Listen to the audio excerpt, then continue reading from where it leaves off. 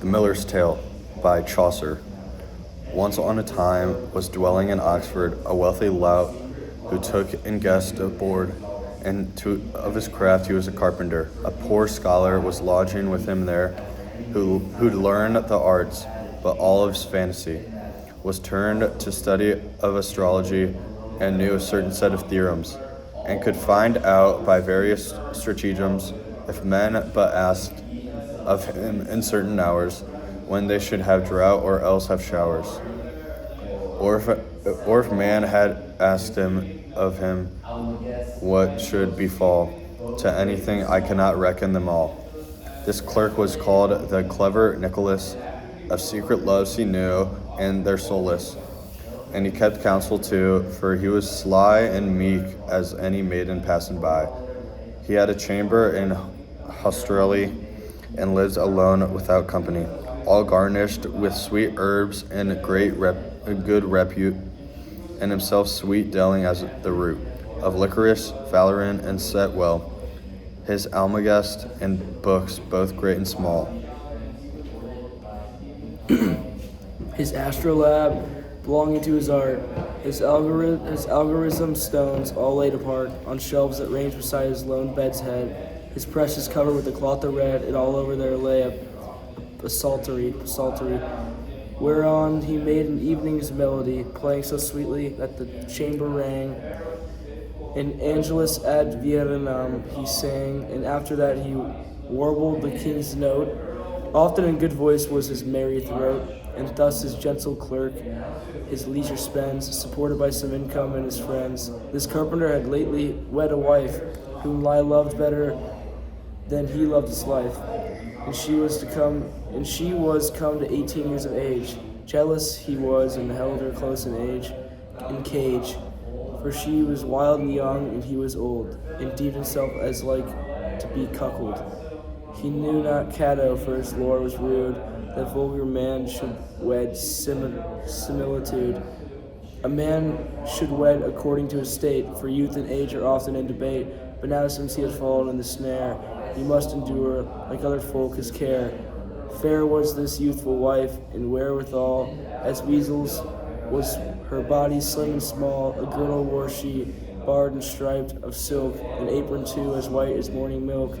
About her loins, and full of many a gore, white was her smock, embroidered all before, and even behind her collar round about, of coal black silk on both sides, in and out. The strings of the white cap upon her head, like her collar, black silk worked with thread. Her fillet was of wide silk worn full high, and certainly she had a licorice eye. She thinned out carefully her eyebrows too, and they were arched and black as any sloe. She was a far more pleasant thing to see than is the newly budded young pear tree, and softer than the wool is on the weather. Down from her girdle hung a purse of leather, tassel was silk with Latin beating sound, in all this world searching it up and down. So gay little doll I well believe, or such a wench there's no man can conceive. Far brighter was the brilliance of her hue than in the tower the gold coins minted new, and songs came shrilling from her pretty head as from a swallow sitting on a shed. Therewith she danced too, and could play and sham like any kid or calf about his dam. Her mouth was sweet, and bragget, or as med, or hoard of apples lay in or weed. Skittish she was as a pretty colt, tall as a staff, and straight as crossbow built. A brooch she wore upon her collar low, as broad a boss of buckler did it show. Her shoes laced up to where a girl's legs thicken. She was a primrose and a tender chicken, for any lord to lay upon his bed, or yet for any good yeoman to wed. Now, sir, and then, sir, go befall the case. Then on that day, this clever Nicholas fell in love with this young wife to toy and play. The while her husband was down unsweet way, clerks being as crafty as the best of us, and unperceived he caught her by the puss, saying, indeed, unless I have my will, for secret love for you, sweetheart, I'll spill. And held her hard about the hips, and how and said, O darling, love me now, or I shall die, and pray you God may save. And she leaped as a colt does to thrive. And with her head she twisted fast away, and said, I will not kiss you, but my fay. Why let go, she cried, let go, Nicholas, or I will come for help and cry, Alice. Do take your hands away for courtesy. This Nicholas for mercy then did cry, and spoke so well, importuned her so fast, that her love did grant at the last, and swore her oath by St. Thomas of Kent, that she would be at his command content. As soon as opportunity she could spy, my husband is so full of jealousy, unless you will await me secretly. I know I'm just as good as dead, said she. You must keep all quiet, hidden in the case. Nay, thereof worry not, said Nicholas. A clerk has lazy employed his while, if he cannot carpenter beguile. And thus they were agreed, and then they swore to wait a while, as I've said before. When Nicholas had thus every wit, and patted her about the lion's bit, he kissed her sweetly, and took his palfrey, and played it fast, and made a melody. Then it fell thus to a parish kirk, the Lord's Jesus Christ owns work for to work. This good wife went upon a holy day, her forehead shone as bright as does the May. So well she'd washed it when she left off work. Now there was of that church a parish clerk, whose name was, as folk called him, Absalom. Curled was his hair, shining like gold, and from his head spread fanwise in a thick bright mop. 'Twas parted straight and even on the top. His cheek was red, his eyes gray as a goose, with St. Paul's windows cut up on his shoes. He stood in the red hose, fitting famously, and he was clothed full and properly, all in a coat of blue, in which were let holes for the lacings, which were fairly set, and over all he wore a fine surplice, as white as her hawthorn spray. And nice and merry lad he was, so God me save. And well could he let blood cut hair and shave, and draw deed or quit claim as might chance. In 20 manners could he trip and dance, after the school reigned in Oxford, though, and with his two legs swinging to the and fro, and he could play upon a violin. There too he sang in treble voice and thin, and as well could he play on his guitar. In all the town no inn was, and no bar, that he not visited to make good cheer, especially where were lively barmaids there. But truth to tell, he was a little bit squeamish, a farty in a language haughty-ish. This Absalom, who was so light and gay, went with the censor of the holy day, sensing the wives like an enthusiast, and on them many a loving look that he cast, especially on the carpenter's good wife. To look at her he thought a merry life, so she was so pretty and licorice. I dare well say if she could have been a mouse and he a cat, he would have mauled her some. This parish clerk, this lively Absalom, had in his heart now such a loving longing, that from the wife took he an offering. For courtesy, he said, he would take none. The moon, when it was night, full brightly shone, and his guitar did Absalom then take. For in love watching he'd intent to wake, and forth he went jolly and amorous, until he came unto the carpenter's house. A little after cocks began to crow, and took his stand beneath the shot window that was let into the good wood wright's wall. He sang then in his pleasant voice and small, Oh no, oh now, dear lady, if your will it be. I pray that you will have some ruth on me. The words in harmony with his string plucking, this carpenter awoke and heard him sing, and called unto his wife and said, in sum, what, Allison, do you hear Absalom, who plays and sings beneath our bedroom wall? And she to her husband therewithal. Yes, God knows, John, I bear it truth to tell. So this went on, what is there better than well? From day to day this pretty Absalom so wooed her he was who a begone therefrom. He lay awake all night and all day. He combed his spreading hair and dressed him in gay. by go-betweens and agents, too would be, and sore her loyal page she'd ever be. He sang tremulously as nightingale. He sent her sweetened wine and well-spiced ale, and waffles piping hot out of the fire, and she, being town-bred, mead for her desire. For some are won by means of money spent, and some tricks, and some by long descent. Once to display her versatility, he acted hero on a scaffold high, but what avalated it him in any case? She was enamored so of Nicholas, that Absalom might go for and blow his horn. He got naught for his labor but his scorn, and thus she made of Absalom her ape. And all of this earnest she made a jape for truth in his proverb and no lie. Men say, well, thus it's always been, that's nigh. That makes absent lover seem a sloth. For now, though Absalom be wildly wroth, because he is so far and out of her sight, this handly Nicholas stands in his light. Now bear you will, you clever Nicholas, for Absalom may wail and sing Alice. And so it chanced that on a Saturday this carpenter departed to Anze, and clever Nicholas and Allison were well agreed to this effect. Anon, this Nicholas should put in play a while, the simple jealous husband to beguile.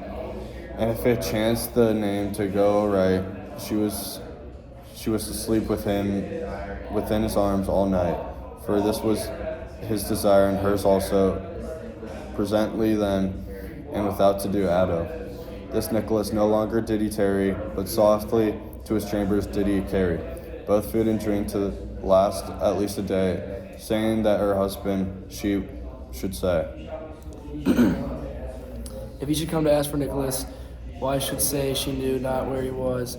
For all day she not seen him far or nigh. She thought he must have got some malady, cause in vain her maid would knock and call. He'd answer not whatever might befall.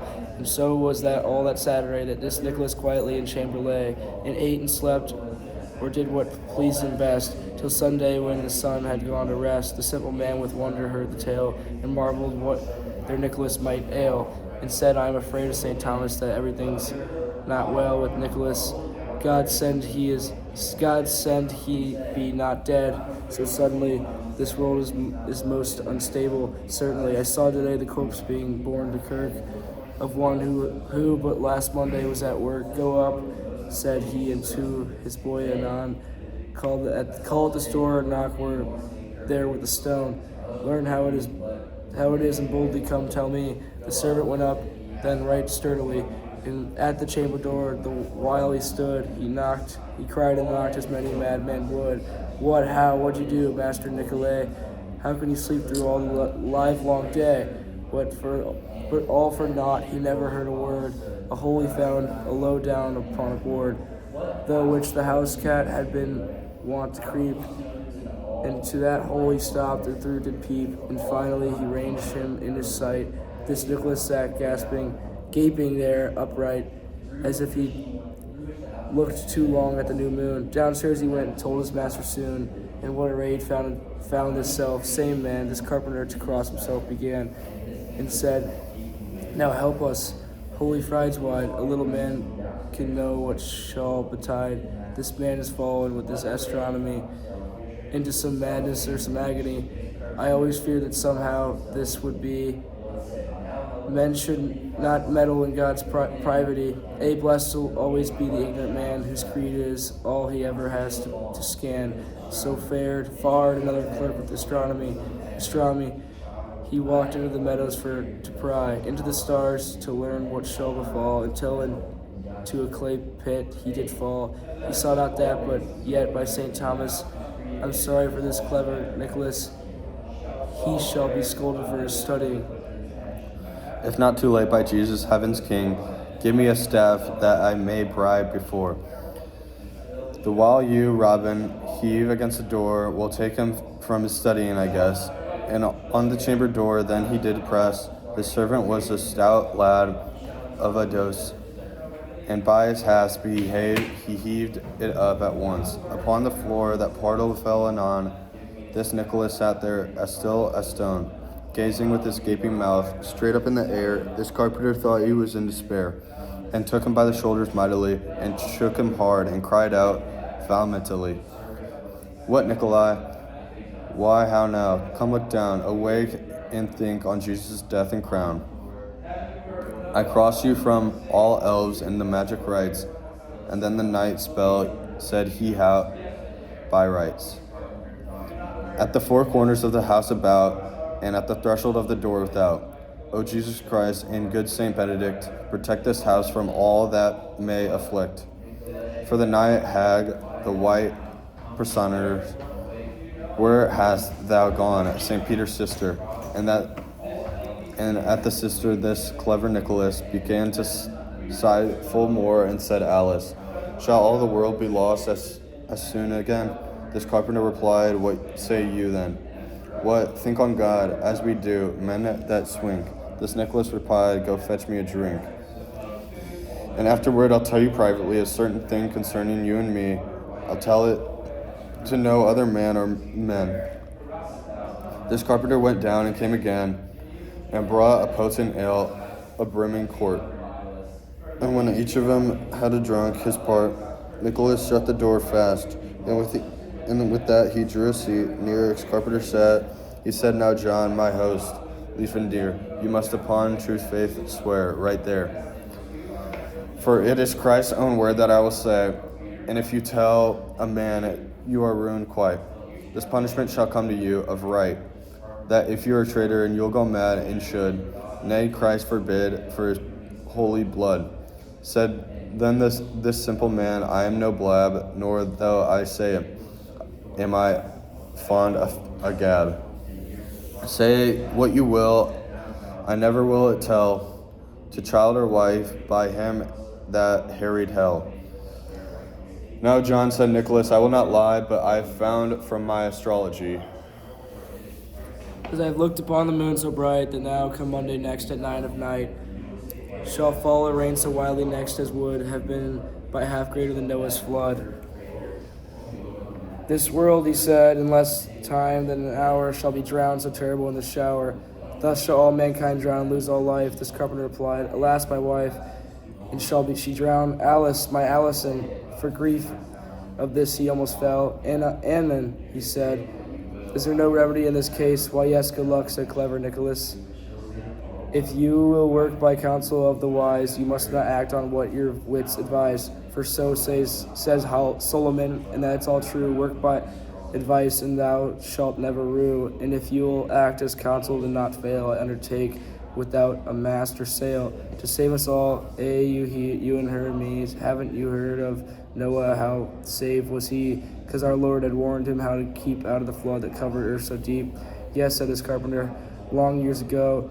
"Have you not heard," asked Nicholas, "also the sorrows of Noah and his fellowship in getting his wife to go aboard the ship? He would rather, I dare undertake, at the time, and for all the weather black, that she had one ship for herself alone. Therefore, do you know what would best be done? This thing needs haste of a hasty thing. Men must not preach nor do long tarrying. Presently go and fetch here to this inn a kneading tub or a brewing vat and a win, one each for us, but see that they are large, wherein we may swim out as in a barge, and have therein sufficient food and drink for one day only. That's enough, I think. The water will dry up and flow away about the prime of the succeeding day.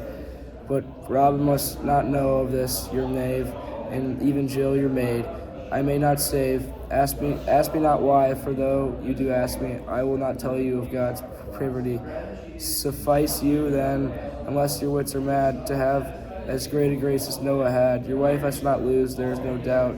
Go now your way and speedily about. But when you have, for you and her and me, procured these kneading tubs or beer vats 3, then you shall hang them near the roof tree high, that no man our perseverance may espy. And when you thus have done, as I have said, and put you in the dark in meat and bread, also an axe to cut the ropes in two, when the flood comes, that we may float and go, and cut a hole high up upon a gable, upon the garden side over the stable, that we may freely pass forth on our way, when the great rain and flood are gone that day. Then shall you float as merrily as stake, as done the white duck after the white drake. Then I will call, O Aslan, O John, by cheery, for the flood will pass in on. And you will say, Hail, Master Nikolai, good morrow, I see you well, for it is day. And then shall we be barons of our life, of our world, like Noah and his wife. But of one thing I warn you now outright, be well advised that on that very night, when we have reached our ships and get aboard, no one of us must speak a whispered word, nor call nor cry, but sit in silent prayer, for this is God's own bidding, hence don't dare. Your wife and you must hang apart, that in the night shall come no chance for you to sin, either in looking or in carnal deed. These orders I have told you, go, Godspeed. Tomorrow night, when all men are asleep, into our kneading tubs will we three creep, and sit there still, awaiting God's high grace. Go now your way, I have no longer space of time to make you longer sermoning. Men say thus, send the wise, and say no thing. You are so wise, it needs not I teach. Go save our lives, and do I as I beach. This silly carpenter went on his way. Often he cried Allison well away. And to his wife he told all privately, but she was better taught thereof than he. How as all rigmarole was to apply, nevertheless she acted as she'd die, and said, Alice, go on your way anon, help us escape, and we are lost, each one. I am your true and lawfully wedded wife. Go, my dear spouse, and help to save our life. Lo, what a great thing affection is found. Men die of imagination, I'll be bound. So deep and in print may the spirit take, this hapless carpenter became to quake.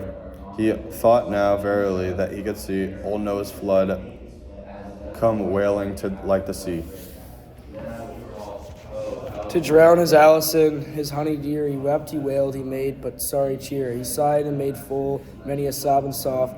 He went and got himself a kneading trough, and after that 2 tubs he somewhere found, and to his dwelling privately sent round, and hung them near the roof all secretly with his own hand. Then made he ladders 3 to climb up by the rungs thereof. It seems in reach the tubs left hanging into the beams, and those he victualled, tubs and kneading trough, with bread and cheese and a good jugged ale, enough to satisfy the needs of one full day.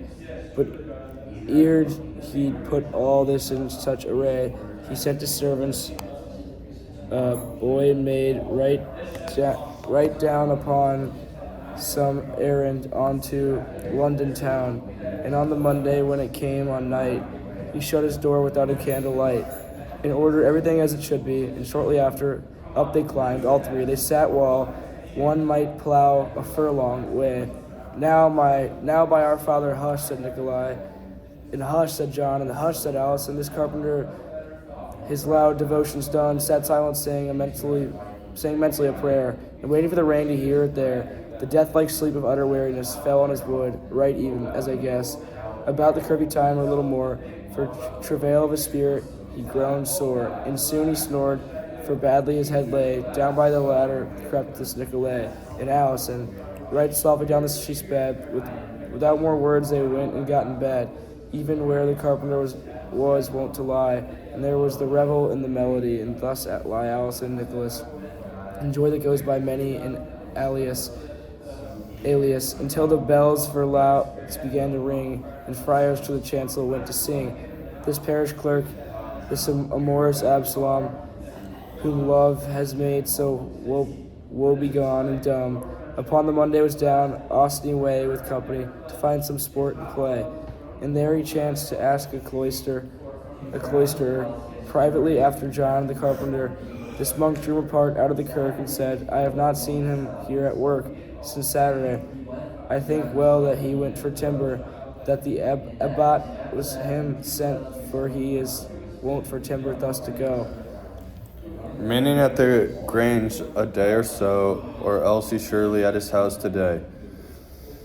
But which it is I cannot truly say. This Absalom right happily was and light. Happy was in light.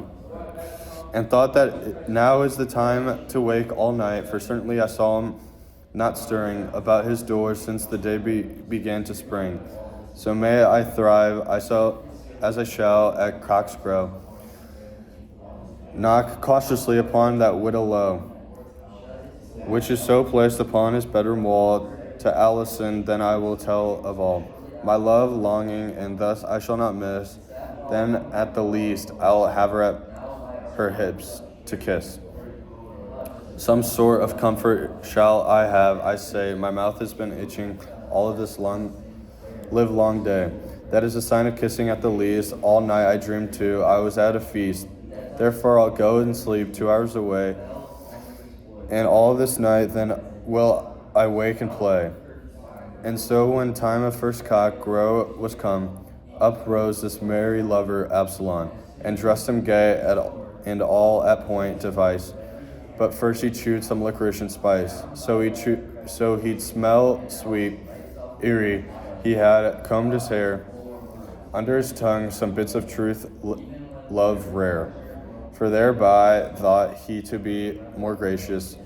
He went then to the carpenter's dark house, and silent stood beneath the shot window, until his breast it reached. It was a low, and he coughed softly in a low half tone.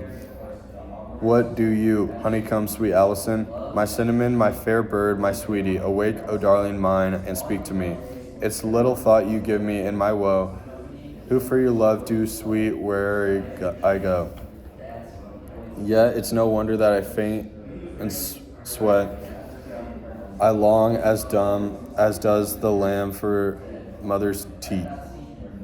Truly, sweetheart, I have such love longing that like a turtle doves my true yearning. And I can eat no more than I can made. Go from the window, Jack a nappy, she said. For shelp me God, it is not come kiss me. I love another, or to blame I'd be.